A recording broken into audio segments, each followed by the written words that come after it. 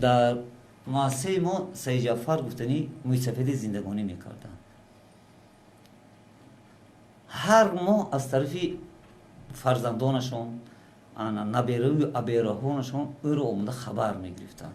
وقتی که آنها میودن با یک ماشین های دبدبه با همین همه شرایطی که همین آنها رو میدی، حتی من نگاه میکردم میگفتم که نخود همین خیلی فرزند پدر خود رو همینجا آورده مونه. بابای سید جعفر بیمار شدم ما با شعبه برجاماندگان گذراندیم. بعد روزی شد که با او پخته آب میچکوندیم.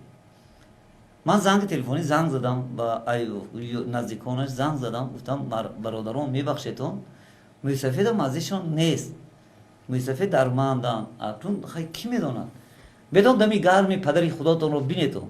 اومدن آن 7 نفر فرزند داشتیم، 7 نفر پسر، نوابسته از دخترونش اومدن. حتی با حلق موسیفید همچون پسر گفته یک بار آبی پخته رو نجفید که حلق از دست من پدرم آب نشد. برو آمدن من تا من موسیفید همین حالت بود. گفتن که وقتی که جانی موسیفید برو آمد بعد با ما زنگ زدیم. پگاه موسیفید از دنیا گذشتن، جان به حق تسلیم گردیدن. زنگ زدم گفتم برادران همین موسیفید از دنیا گذشتن بیتو آمدن. باور کنید نکنید اگر در همین پسی همین حجره کوری من برادران برای مرده خانی تو بر گفته جنگش خرخشه و جنجال برداشتن.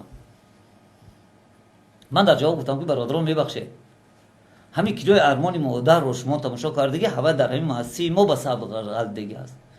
رویتون شما جواب من خودم قبرستانی دارم، خودم جنازه‌شم میخونم، خودم دفن میکنم. از شرمشون بعد گرفتن. حتی وقتی که جسد رو در ادیال میپیچونن، ادیال نآورده بودن، گفتن که یک تا ادیال ده.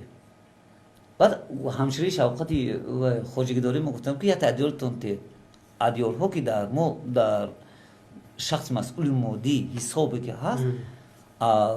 همشری شوقت و همشری خوجگی میگفت که یگان حجت گذاریتون که این در ذمه من یگان حجت خود را گذارید.